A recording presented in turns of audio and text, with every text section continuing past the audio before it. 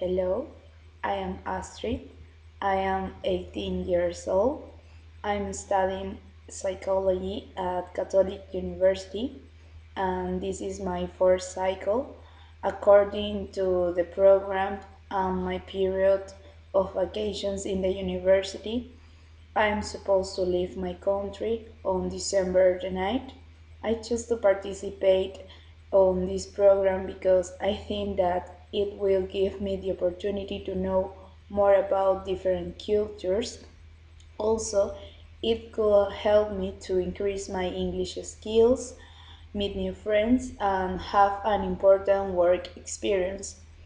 Furthermore, in my trip, I will be able to show my culture to the others, and finally, this experience will help me to be more responsible and also to be more independent.